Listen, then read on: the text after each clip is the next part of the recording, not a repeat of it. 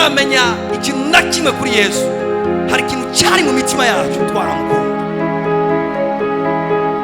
Kumukorera n'umuriro kandi atabintu byinshi cyane uramenya kuri Bibiri ivyo ivyita urukundo. Imana utiyumvira igihembo na kimwe, utiyumvira merci y'umuntu n'umwe. Ikibazo sinabantu, ikibazo ni wewe nyene. Hinduka wewe nyene, ubikemura indani. Urabiza ati uyu muzi nawe uranduye, igiti ntikizosubira kunanda. Ubwira uza aho nyene wumvise Imana.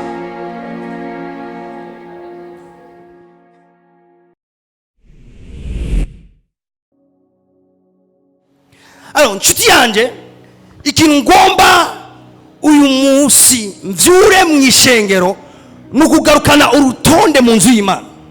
Twese tugata urutonde mu nzu y'Imana. Ndagoma mubona umutima wa Yesu gushika mu nzu y'Imana. Siko muri twebwe umuntu yoronka iyo energy mubaje ngaha akaja asanga twahinduye kuba akaguriro k'abasumwa n'abambuzi. Sindi ko umuntu yoronka izo nguvu zo gutora ikiziriko no kudusanzaza no kugarukana urutonde mu nzu y'Imana. Mugabo nagomba uno munsi ntera ingufu umuntu wese muri kino kibanza kugarukana urutonde mu nzu y'Imana. Bari Imana, iyo tuvuze ishaka ry'inzu ya data, akarono keza nivyo Yesu yagize. Yesu yagize iki? Yasanye mu nzu y'Imana house ordre, acagarukana ordre mu nzu y'Imana. Haleluya. Hama ikintu gitangaje bivuga ngo abigishwa, wewe yatoye gusa igisibo, atora ikiziriko, hama arasanzaza impene, arasanzaza intama, arasanzaza inuma. Ivyo yagiye kubigira abigishwa bariko baramwobserva baraba. Umviriza conclusion baciye batira, baciye basubira inyuma mu vyanditswe, baciye bavuga ati rya jambo riri muri Zaburi 69 umurongo w'9 rivuga ngo ishaka y'inzu ya data izongya. Ngiri iryo risobanura. Nta numwe yababwiye ivyo Yesu ariko aragira ivyo ari vyo, ngo baravye ivyo agize baciye basubiza amaso inyuma. Ku murongo wa 17 bivuga ngo baca baribuka ko handitswe ngo ishaka y'inzu ya data izongya. Praise God. Bararavye ibintu Yesu agize, aca kumbure igicyandiko nibagitahura ava.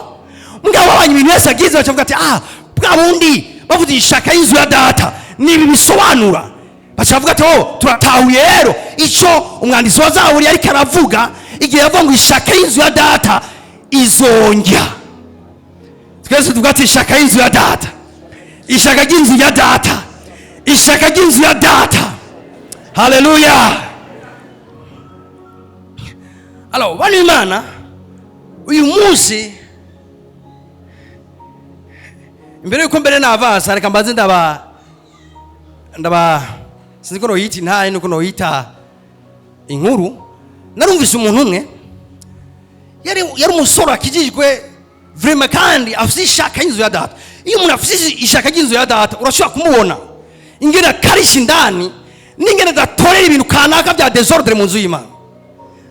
Hama uwo musore abona umugabo umwe ariko aravuga nabi izina rya Yesu, avuga nabi ishengero ry'Imana, avuga nabi Yesu.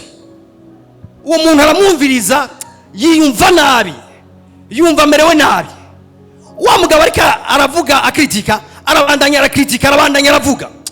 Wa mujene biranga ko yihangana, aca araguruka amufata mw'izose. Wewe ushobora gute kuvuga nabi Yesu yancunguye gutyo? Amufata mw'izose. Urashobora kuvuga nabi Yesu yitanze kumusara kubw'ivyaha vyanje ugakomeza ukavuga gutyo? Amurengera kama kofa atatu twa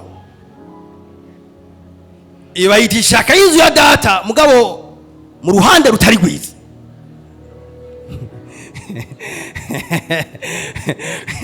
Praise God. Hari ikintu yarafise indani muri we, yarafise ishaka y'izina rya Yesu, yarafise ishaka y'ubwami bw'Imana. Bwari ikintu atarafise n'urukundo mu mutima wiwe, yarafise kwihangana mu mutima wiwe. Ngao nagomba ndabazana ahantu ko ari umuntu acavuga ati pasa nimba ari ivyo icyo uri kuratubwira ndacyumva, tukatugira ishaka ry'inzu ya data. Umuntu wese tuzofata ariko aravuga nabi abera n'ubwoko bw'Imana n'izina rya Yesu n'amakofi n'ingumu. Nyumviriza neza, sivyo naje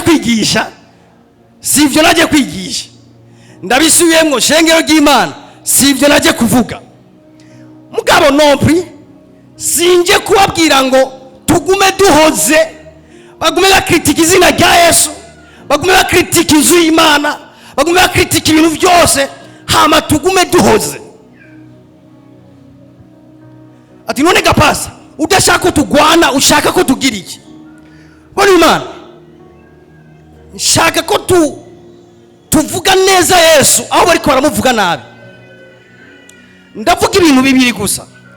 Nshuti yanje, turi mwisi aho hari abantu bafise intumbero yo kugabanya ubushobozi izina rya Yesu, kandi babikora bazi ibyo bariko barakora. Turi mwisi aho hari abantu bahembwa amafaranga bagamije gukorora ubushobozi bw'ishengero n'ikimazi cyaryo, kandi bakabigira bazi ibyo bariko baragira. Turi mwisi aho hari abantu babigize business gucafuza igikorwa cy'Imana. N'ibintu biri ngaho barabiyonkira amafaranga, barabihembegwa kugenda baracafuza, barita izina ritari ryo ivy'Imana. Kuyo tugeze ahantu umuntu kumubwira ko kijijwe ntaco bisobanura, kumubwira ko umwana w'Imana nta kintu cyatara umusumbije. Kubera aho hanze hari kwavuga amakuru mabi cyane kuri Yesu no ku bwami bwiwe no kwishengero, ku buryo atabantu bagicifuza inzu y'Imana benshi bahari. Mbwa ikintu cyanza hino muzi, naje kuvyura ishaka y'inzu ya data mu ishengero ry'Imana, naje kuvyura jalousie. Umuntu wese agendane jalousie y'izina rya Yesu, jalousie y'ishengero, jalousie y'ubwami bw'Imana. Ati jalousie y'ubwoko buhe? Icambere ngiki, ndashaka ko ata muntu numwe muri twebwe yohora ahantu bariko baravuga nabi Yesu umwami wacu. Kimwe mu vyaranga Yesu anu wose ashize agasanga bariko bavuga ivy'ubwami bw'Imana nabi, ntiyashobora guhora yashika avuga mugakavuga ivy'ubwami bw'Imana neza. Kujyo ku myaka 12 yarashobora kubwira abatama, bagatangazwa n'ubwenge bwiwe, bagatangazwa no gutahura afise ku myaka yiwe. Uyu munsi ndagamije ikintu muri no koraniro, ndagomba Imana ivyura ishaka y'inzu yayo mu mitima yacu. Ati paza ushatse kuvuga iki? Ngiki very simple. Ndagomba dufate ingingo umuntu wese ari mu kino kibanza, ahantu hose uzokwisanga ugasanga Yesu ariko aravugwa ukutariko, vuguruza uwo muntu ariko aravuga Yesu ukutariko. Praise God. Ati pasa no muvuguruza gute? Reka tukaje ku gatonya. Zaburi 71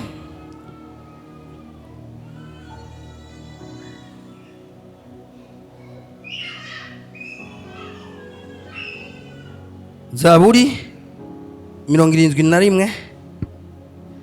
Reka some umurongo wa 16 turavuga ngo mbere ku 14 haba ngo ariko jeho nzokwama nizigira ubudasiba.